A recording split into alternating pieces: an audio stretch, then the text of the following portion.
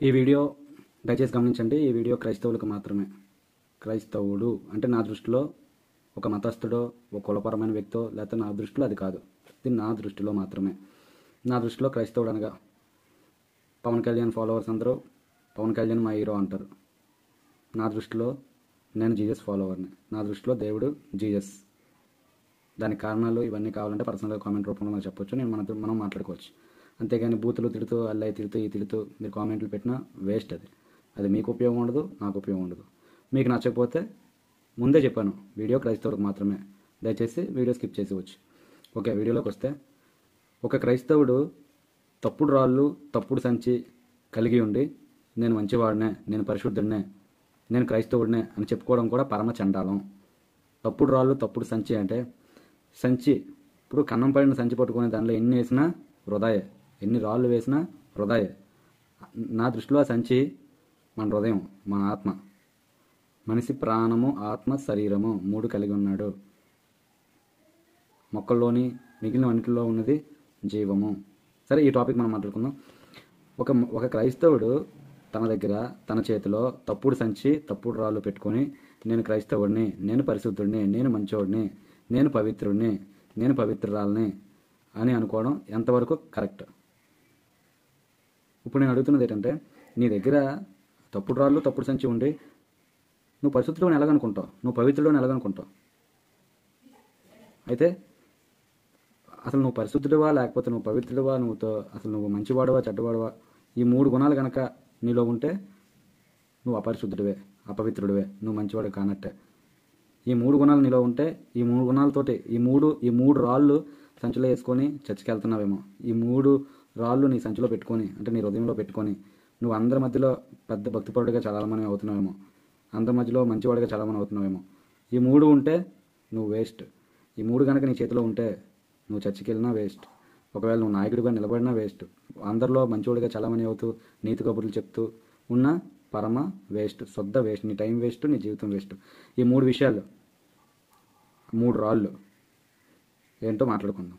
మొట్టమొదటిగా సామెతల గ్రంథంలోకి వస్తే 23వ అధ్యాయంలో మొదట్లో ఉంటుంది, ఇతరుల మేలు ఓరవని. చదువుదాం రండి 23లోనే. చూడండి, సామెతలు 23వ అధ్యాయము 6వ వచనం. ఎదుటివాని మేలు ఓర్చలేని వానితో కలిసి భోజనం చేయకము, వాని రుచిగల పదార్థములు ఆశింపకము. మొట్టమొదటి రాయి, సంచిలో రాయి, ఎదుటివాని మేలు ఓరవలేని మనసు నీకుందా? ఎదుటివాడు సపోజ్ ఉదాహరణకి మీ అన్నయ్యో, మీ తమ్ముడో, మీ ఫ్రెండో నీకు బాగా దగ్గరస్తుడు, ఒక 20 లక్షలు 30 లక్షలు ప్యాకేజ్తో జాబ్ చేస్తున్నాడు. నీ దగ్గర ఉన్నది 2 లక్షల ప్యాకేజ్ జాబే. కానీ ఆయన చూసి నువ్వు ఓరవలేకపోతున్నావు అంటే అది తప్పుడు రాయి నీ దగ్గర ఉన్నట్టే. ఈ మనసు పెట్టుకొని నువ్వు చర్చికి వెళ్ళినా వేస్టే, నువ్వు గుడికి వెళ్ళినా వేస్ట్, వృధా. అసలు దరిద్రుడు ఎవడనుకున్నారు? మెయిన్ చర్చిలో ఉంటూ బైబిల్ చదవనివాడు, వాక్యం చదవనివాడు, అసలు ప్రార్థన చేయనివాడు, ఇక ఈ గుణం ఎదుటివాని మనసు ఓరలేనివాడే దరిద్రుడు. బయట ఉండిపోయిన వాళ్ళందరూ దీనులు. నీ మీద చర్చికి రానోలే బెటరు. నీకు వాళ్ళకి సమానంగా దేవుడు దీవెనలు ఇస్తాడు, ఆశీర్వదిస్తాడు. కానీ నీకున్న ఒక ఆధిక్యత ఏంటంటే నమ్మి బాప్తిజం పొందో. ఇదొకటే. మొట్టమొదటి రాయి, ఎదుటివాని మేలు ఓరవలేని మనస్సు.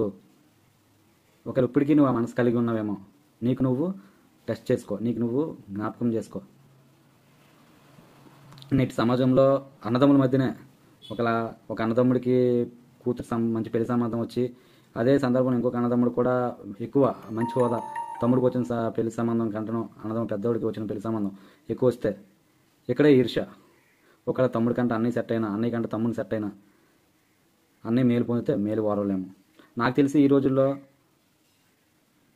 తిన్నిది అడిగినట్టుండి, ఏ పూటకి ఆ పూట ఉండి, ఆరోగ్యంగా ఉంటే అదే మేలు. అసలు బైబిల్లో దగ్గర ఉంది, నువ్వు కీడు చేయటం మాని మేలును పట్టుకోమన్నాడు దేవుడు. అప్పుడు నీకు సహాయం చేస్తానన్నాడు, నీకు తోడుగా ఉంటానన్నాడు. కానీ ఎక్కువ మంది కీడు చేయడానికే ఉన్నారు. నాయకులు, లంచాలు, అన్యాయము. ఎక్కడ చూసినా ఒక దగ్గర బైబిల్ అయితే పచ్చిగా ఒక దగ్గర మాట ఉంటుంది, నీ సొంత కుండలోని నీళ్ళు నువ్వు పానం చేయము, నీ సొంత కుండలో ఉన్న నీళ్ళు నువ్వు తాగు, పక్కోడి కుండలో ఎందుకు. ఇంకా మీకు పచ్చిగా చెప్పాలంటే ఇప్పుడు చదువుతున్న వాటిల్లో, నీ భార్య రొమ్ములు చూసి నువ్వు ఆనందించు, పక్కవాడి భార్య రొమ్ములు చూసి నువ్వు ఎందుకు ఆనందిస్తావు? చూస్తున్న దేవుడు ఆయన వదిలిపెట్టే దేవుడు కాదు. మీకు క్లియర్గా అర్థమైంది అనుకుంటాను. సొంత కుండలో నీళ్ళు తాగడము దానికి ఉదాహరణ తీసుకున్నది. అసలు మొట్టమొదటి రాయి ఎదుటివాని మేలు ఓర్వలేని మనసు. ఈ మనసు చాలా మందిలో ఇప్పుడు చాలామంది అవుతుంది. పక్కోడు బాగుంటే చూడలేను ఇది. ఒకవేళ నువ్వు కన్న పాప, పక్కోడు కన్న పాప, నీ పాప కంటే ఆ పాప బాగున్నా, నీ పాప కంటే వాళ్ళ కొడుకు బాగున్నా చూడలేవు, ఉండలేవు, ఓర్వలేవు. ఒకవేళ నీ పక్కింటో హోదాలో మంచిగా సెట్ అయితే ఇలా సెట్ అది ఏటైంది అమ్మో ఎంత వచ్చేస్తుంది. ఇప్పుడు వాళ్ళలాగే నీకు రావాలని కోరుకో, అంతేగాని నువ్వు ఓరవ లేకుండా వాళ్ళ మీద పన్నాగాలు పండుతూ ఉన్నది లేనట్టు లేనిది ఉన్నట్టు చెప్తూ చాలామంది అయితే ఇది తప్పుడు రాయి. నువ్వు చర్చికి వెళ్ళినా వేస్టే, గుడికి వెళ్ళినా వేస్టే, మసీదుకి వెళ్ళినా వేస్టే, ఏం చేసినా వేస్టే.